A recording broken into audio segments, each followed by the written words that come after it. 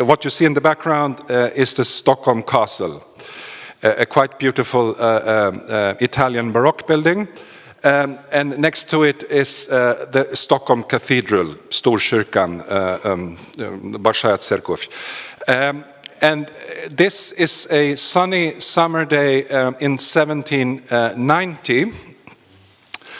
And there is some kind of celebration going on here.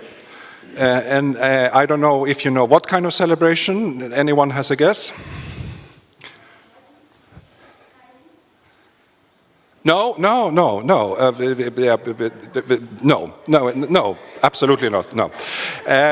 Well, actually, and I'm showing. I will come back to why tell you a little bit more why I'm showing this picture. So don't be afraid. And this is definitely not an expression of Russophobia. What is here celebrated? You see all these flags here. These flags are Russian flags. And there are many Russian naval flags here. And you can also see the cross of St. Andrew, the blue and white flag of the Russian Navy. These are trophies from the Battle of Svensksund in 1790. It's in Russian called the Второе сражение под Роченсальми. Второе Роченсальмское сражение, which took place in the summer of 1790. The idea was that the Russian Navy wanted to destroy the Swedish Navy in a evil ambush in Rochensalmi Svensksund, not so far away from Kotka in the Finnish Bay. It turned out quite the opposite. This Russian ambush failed, and actually the Swedish Navy was able to win the last, but a major victory over the Russian Navy here. And you could think that this is a fantastic, joyful expression of Swedish military power and this idea of Sweden as a great power around the Baltic Sea that we had entertained in the 17th and 18th century. What you actually see, and this is what I wanted to explain to you, is that you want to see this is actually this was the last military victory of something that was totally unsustainable. This was taking place in a political dictatorship in Sweden under the king of Gustav III, who was ruining Sweden economically and also politically. And this was the beginning of the fall of the Swedish great power ambitions and empire. And the final end was when Finland was lost to Russian Empire in 1809. My point with this is not something that we should be proud of. This is actually an expression of the problems that Sweden had of this time. And only after we had given up this political great power ambitions, that glory and power was something that you could achieve through conquering other countries or waging war with other countries. And only after the Napoleonic Wars, Sweden could develop into a normal political, democratic and economic flourishing country through economic and political reforms in the beginning of the 19th century, which in a fairly short time took Sweden from being one of the absolutely poorest countries in Europe through a very quick industrialization to becoming a fairly rich and prosperous country in the 20th century. And this is beautifully expressed by a Swedish poet in the 19th century called Geijer, who wrote that the idea, we had lost this territory, Finland, to Russia, but the idea now was to regain Finland within the current borders of Sweden. That is, to regain prosperity, to regain wealth, to regain status, not through military adventurism, but through political and economic reforms, and this is what happened. So I wanted to show you this, and also because it's a beautiful picture, the castle and the church are painted in the original beautiful yellow colors.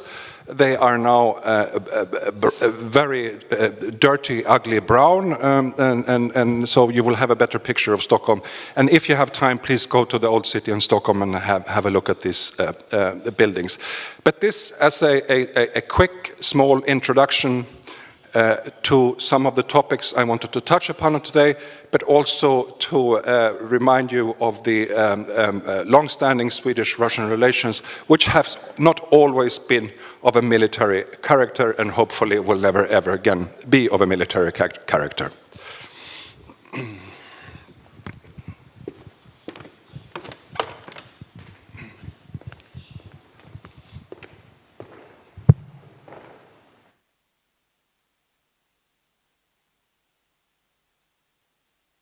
Well, again, so my name is Fredrik Löjdquist. I'm, as was mentioned, I'm a Swedish diplomat at the Swedish Ministry of Foreign Affairs,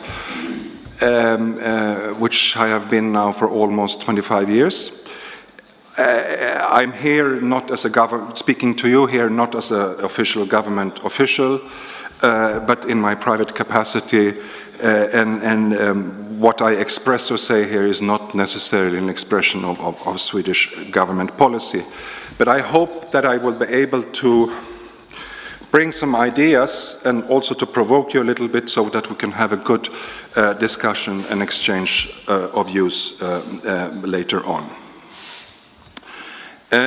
I've been dealing one way or another with security policy, Eastern Europe, Russia, the Baltic Sea region almost through all my career.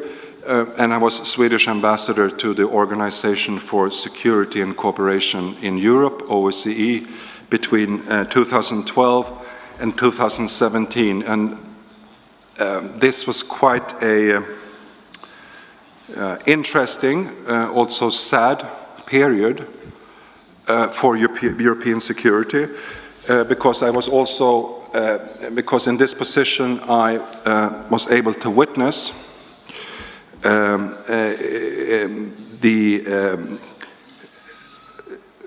some of the events that shook the whole European security system. And I'm thinking first and foremostly about the Russian military aggression against Ukraine, which has been ongoing since 2014. But also I was able to be part in the discussions in how to manage and counter this crisis and situation that has emerged in Europe, and which we are still dealing with the consequences of this.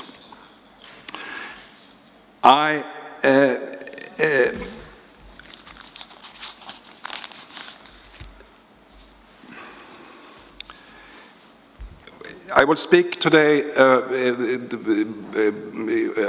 basically about security policy, but maybe security policy in a way that some of you are not traditionally,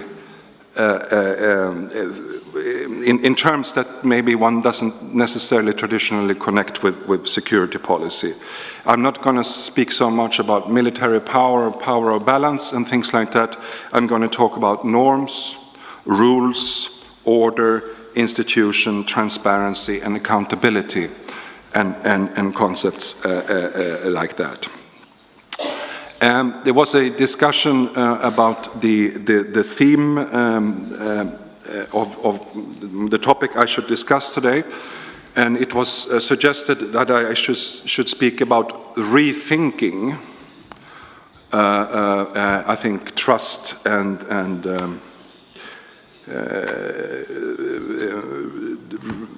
rethinking. What is the title in Russian? The title is «Возвращение уважения и доверия», respect and trust на уровне человека и на уровне государства. The original suggestion that I would not возвращение, but to rethinking, and I opposed a little bit to this idea, and I will come back today, that we necessarily have to rethink something or adopt ourselves to the current situation. And I will come back, I will try to explain why during my presentation today. Obviously, we are facing in our societies multiple crises and challenges today. The world at large and Europe seem to be at a loss in many aspects. And we are faced with new challenges and threats, it seems. Nevertheless, I think there is no need to reinvent the wheel, or to think about new recipes or new solutions, because these problems are actually, some of them perhaps not new, and we can learn something from history. And first, I want to touch upon the security order, the so-called European security order, which is now violated and questioned, which is articulated through the OSCE, the Organization for Security and Cooperation in Europe, and through its basic principles from the Helsinki Final Act in 1975 and the Paris Charter from 1990. These two founding documents are what I would like to call the Old and New Testament of the European security order.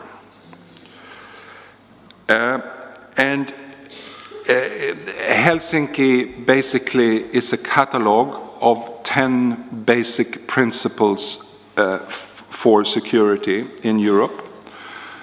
It's about the respect for sovereignty and equal sovereignty of all states, the principle of territorial integrity, that borders cannot be changed through the use of military violence, but only through peaceful negotiations.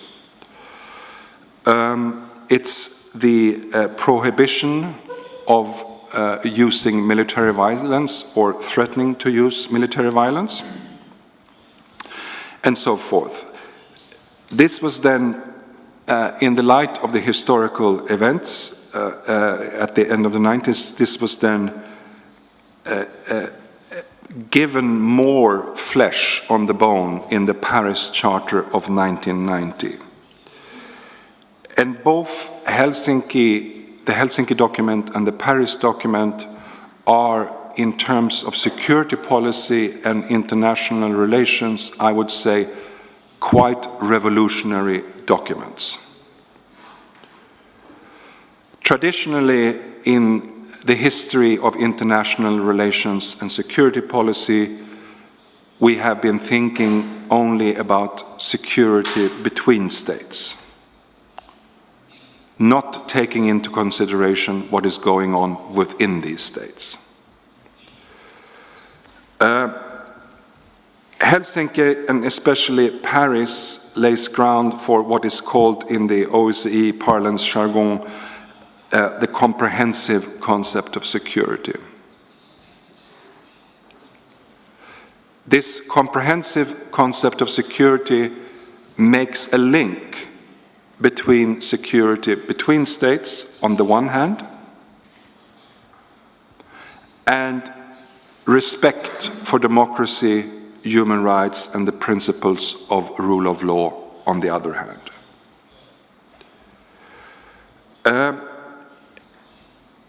Which means that whether how a state treats its own citizens is not only an issue for the citizens of that country, but it's also an issue of international stability and security.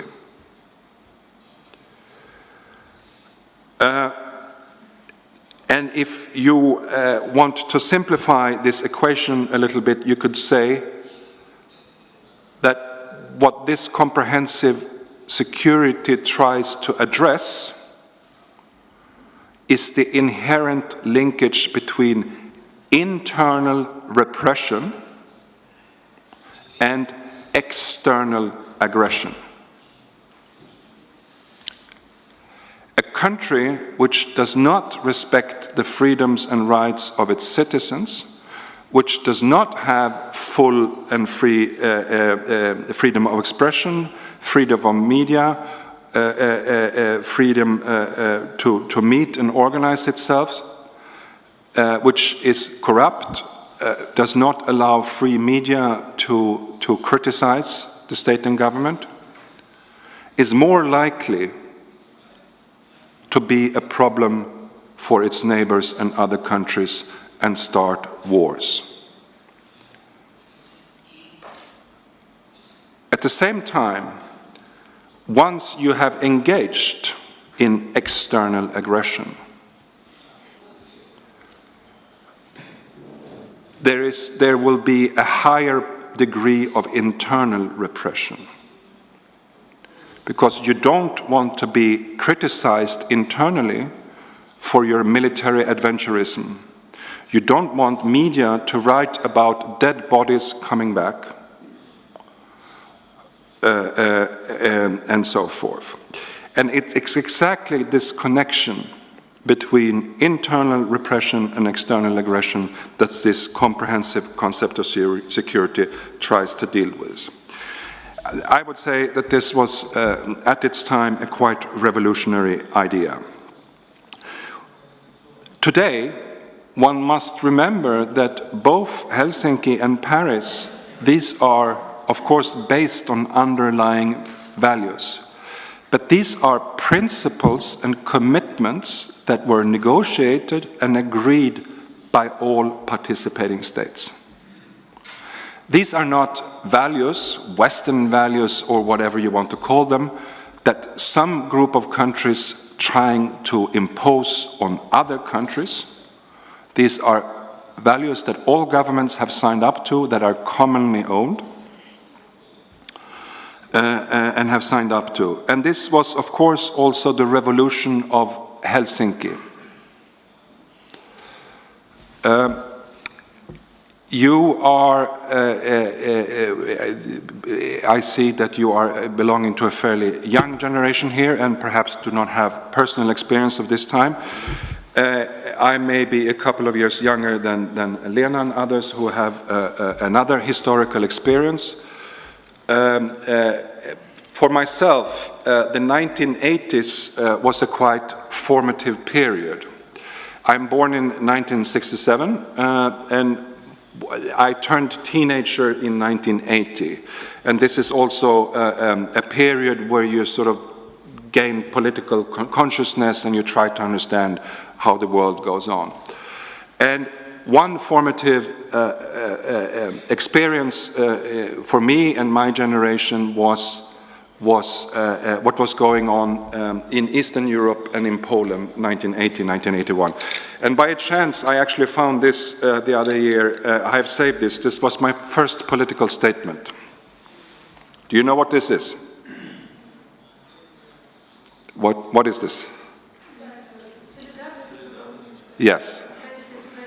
This is the Polish Solidarity. This is the Polish trade union movement that started in Gdansk. And these movements, there were other movements, Helsinki Commissions, Charta 77 in Czechoslovakia, the whole dissident movement in Soviet Union was giving fresh air because of the Helsinki Final Act.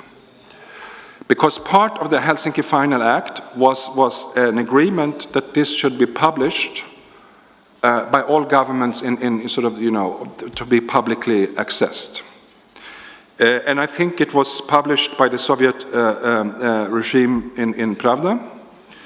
And you could read there that the Soviet government had agreed to, you know, respect human rights, principles of democracy and rule of law and so forth. And this gave courage to brave individuals that said that, wait, these are rights, these are principles that I can appeal to, and which my government has signed. I have the right on my side to express this. This was the start, and I think this was one, not the only one, but this was a major contribution to this wave of liberalization, democratization that swept over Europe in the 1980s, and that ended up with the fall of the Berlin Wall and the new era that started then. And an important part of this is that when you sign these principles, when you sign up to these commitments, the idea then is also that there is sort of this mutual accountability between states. That states can hold each other accountable because we have an interest. How you behave has an impact on my security and vice versa. Therefore, we have not only the right but also an obligation to hold each other accountable to these commonly agreed principles. But not only as states, and this is also something revolutionary in the OSCE comprehensive concept of security, but also as individuals and civil society, we can hold our own governments accountable. And this is, of course, the underlying fundamental principles of democracy and rule of law, that you can hold your own government accountable. And accountable to certain criteria. The OSCE principles and commitments are not legal, they are politically binding, there is no court, but states hold each other accountable in the dialogue that takes place in Vienna. This is a little bit different from the Council of Europe, which is a legally binding organization, which also has a court. And I would say that together, the Council of Europe and the OSCE and their underlying principles and commitments made here are the fundamental basis of this European security order. This security order is now obviously under great stress for many reasons. One of them is that these principles are violated in real life on the ground. And just to give you two examples, that is that Russia has started wars against its neighbor twice over the last 11 years. First against Georgia in 2008 and Ukraine in 2014. And this has consequences for this whole European security order and also for the security as we perceive it in a country like Sweden. What is going on in Donbass and Crimea is not a local or regional or sub-regional conflict, which is incomprehensible, which is strange, and this seems to be some domestic internal conflict, and aren't they all Nazis anyway, the Ukrainians, and Crimea always belong to Russia, and so forth. No, this is a systematic crisis for the European security order. Crimea was the first time in European history since the end of the Second World War that borders were changed by the use of military violence. If we in Sweden can't have this trust and this respect, feel that there is a respect for these rules we have all signed up to, that they are being respected in Ukraine or Georgia, we don't know whether they are applicable in our own neighborhood or even for Sweden. This creates distrust, this creates fear.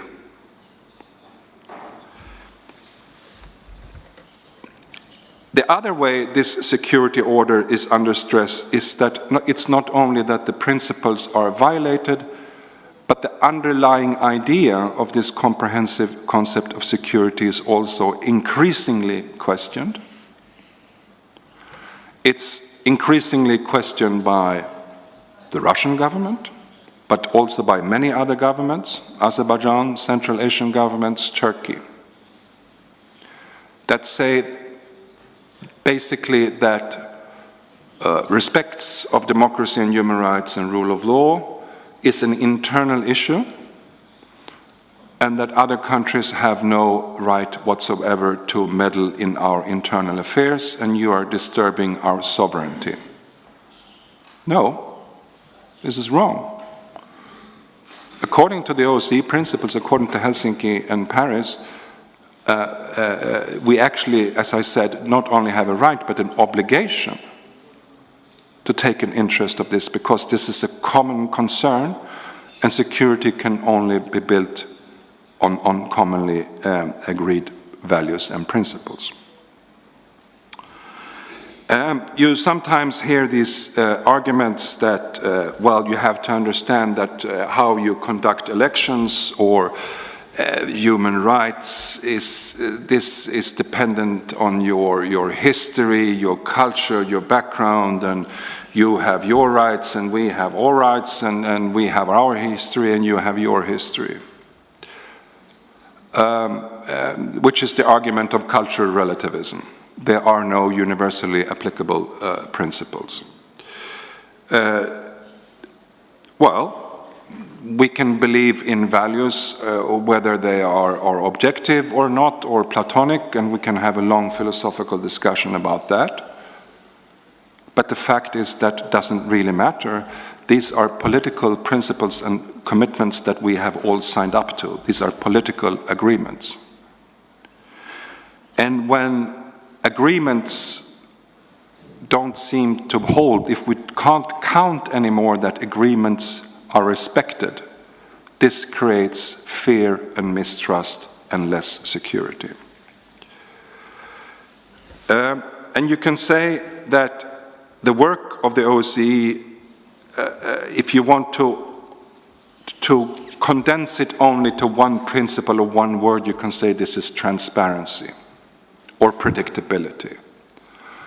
The OSCE creates political transparency, election monitoring, we have institutions for freedom of media, democratic institutions, and so forth. But it's also military transparency. It has instruments, they are quite technical, like the Vienna document, open skies, and so forth, that creates military transparency and predictability. And transparency and predictability creates trust. And trust creates security. Now, there are some analysts today, I'm not saying that they are right, this you have to judge yourself, that for instance, the Russian government and the Russian military now sees unpredictability as a strategic asset. That transparency is not in the interest, especially in the military field. If this is so, this is extremely worrying because this leads to less security for others. And this is my point of view. Again, and maybe this is where a voice of Sweden can add something to the discussion. Because the underlying principle of this, again, of Helsinki and Paris is that the equal sovereignty of all countries. That all countries have the same right,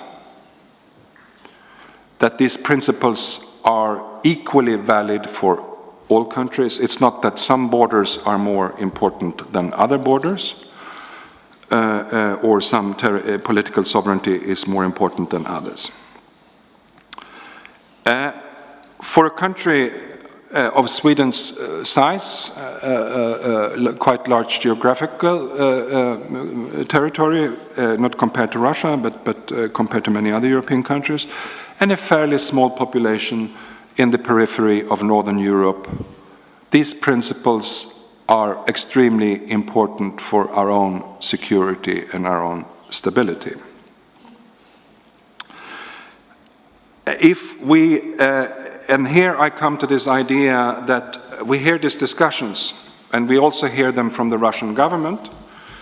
And some of you might remember that there was a very interesting speech by President Putin at the Valdai Forum in 2014. I think it took place in Sochi, with the heading, "New Rules or No Rules." And the point was very clear that no rules means the anarchy and disorder that Russia is willing to impose, for example, on Ukraine. So either we adopt the rules for something else that suits the Russian government better, or we will have to bear with the consequences. The answer to this is a false dilemma, this is a false question.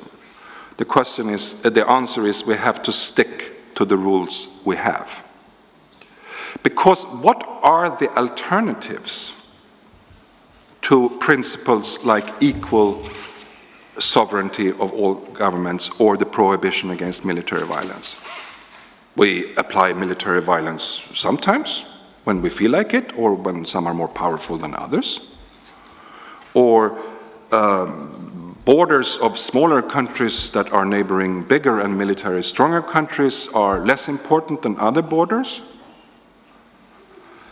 That we have to introduce the concept of buffered states or spheres of influence. Does this contribute to increased security? No, it doesn't. Or the idea is that we should disconnect this whole concept of talk of human rights and democracy and rule of law. No, because all alternatives will lead to less security, to less trust, and security is a common asset. It's a systemic asset.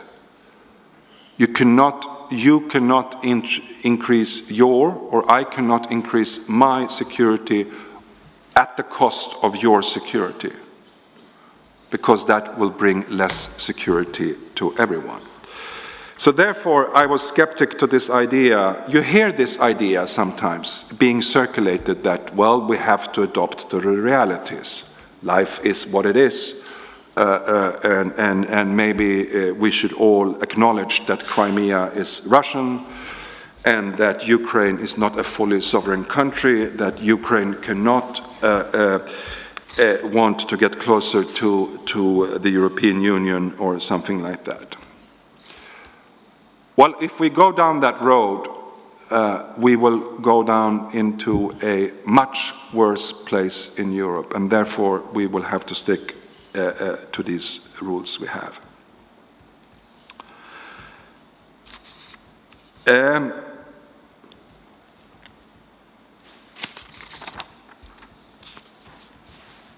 Sometimes you hear this discussion, and I think we hear this discussion more and more often, that there is a contradiction or a balance that has to be struck between security and freedom. This is a difficult discussion. I think it appeared, it became more visible in connection with terrorism, but it's now coming also popular with other forums, with organized crime, cyber threats, and what is going on internet. And the argument is that we have to take control over internet, for instance, and we have to regulate freedom of speech because otherwise it will threaten the security. I'm not saying that there are any easy answers to these discussions, but I think often it's a false discussion. And if we start to limit freedom of expression, freedom of free media, that will bring less security. It's not the freedom of expression in itself. And I think if sometimes we need to remind ourselves of the basics, why is freedom of expression and freedom of media and so forth good. And if you haven't read it, there was a brilliant book by the British historian Timothy Garton Ash a couple of years ago on exactly the underlying benefits and principles of freedom of expression. Just one example, this is the only way you can really fight corruption. Corruption is a terrible corrosion of society. It perverts everything, and it's only through transparency and accountability that you can fight it, and through freedom of media and exposure, I think is the best way.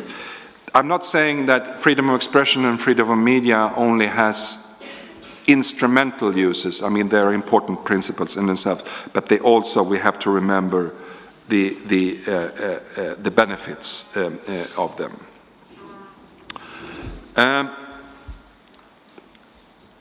I think we have a long tradition of liberal institutions and of tolerance. And a theme of this conference is sapere aude, this slogan of the Enlightenment, to dare to know. And through knowledge we achieve enlightenment and also tolerance and liberation and so forth. I think this is still valid. These liberal institutions in Europe are partly sort of a result of philosophical thinking and discussions. But they're also, and this is sometimes forgotten, these are the concrete results of dealing with huge problems. European liberalism basically starts to be expressed philosophically in the 17th century and continued in the 18th century. This is a result of the religious wars that tore Europe apart. The civil wars in Britain, the 30 Years' War in continental Europe. And the question is, how can we live together without believing in the same God? We don't necessarily have to share the same values and everything, but we need to find a way that we can live together without killing each other, and that we can create peace and prosperity and stability. And these are these liberal institutions. We know what they are. There's a division of power, respect for human rights and freedoms, accountability, rule of law, and so forth. So I would say there's no need to rethink this. We have the recipe, we know what to do, and we have to stick up to this. And I think we need to have the courage, the individual responsibility. I think sometimes, the countries in Europe and the societies of Europe is currently faced with two kinds of challenges or threats. One is external. We live in a more chaotic world, which is more unpredictable, and there are various kind of threats that comes from the outside. But I think we're also, and this is my personal belief, that we're faced with an internal threat which might be a bigger problem, and that is that if we lose faith in our own institutions, in our own beliefs, in our own values, that's when we are doomed. Which means the positive side of that is that we have the possibility to change it. I was joking with Lena before this because I think the two worst diseases today are defeatism and fatalism. There is an American historian, Timothy Snyder, that has written a book on the road to authoritarianism. where he sees that there are two very dangerous ways of thinking of things, and it's called what he calls the politics of eternity and the politics of inevitability. Which means is that things are as they are and they can't be changed. And this, I think, is a huge, and this is what autocratic governments who wants to have passive, not citizens, but underlings, want to teach you. You know, this is the way it is, and it has to be, and there can be no other way. There are no alternatives. Politics is about that the future is open, and that we can at least partly construct our own future individually and collectively through politics. I think sometimes we are getting a little bit too depressed and cynical today. I don't know why. I think this is a question for future historians and sociologists to look into. I don't see necessarily that things are that bad. If we compare to the situation that the citizens of Soviet Union lived in during the 1970s or 80s or 1930s or 40s, I was in Prague the other day, and we just this fantastic achievements that has been going on over the last 30 years. We are not there. The vision, the political vision of the Paris Charter in 1990 was to have a Europe whole, free, and at peace. We're not there yet. It's not whole, it's not wholly free, and it's not at peace. There is military action, there is war going on in Europe as we are speaking here today. But we have come from 1989 a very, very long way. So let's not forget about these achievements. And I think, and I don't want to sound like an old cynical man, which I am hopefully not yet quite there, but I think those who have lived over 30 years and not experienced anything else tend to take all this, the economic growth, prosperity, political freedoms for granted. We know, those of us who are a little bit older know that they cannot be taken for granted, and they have to be reconquered again and again. There's no need to find a new recipe. We know the recipe, but we have to read this recipe now and again and remind ourselves about this. And yes, it takes involvement, it takes engagement, it takes an effort. But again, think about what is the alternative. And I would definitely say that fatalism and defeatism are not any useful recipes for dealing with today's situation. I was earlier referring to one book which I really recommend, and this was Timothy Garton Ash on freedom of expression and freedom of media. Another quite easy and short book, which I find quite helpful, was written by the American historian I mentioned, Timothy Snyder. He was writing this on an airplane, I think, between the US and Sweden after the election of the current US president.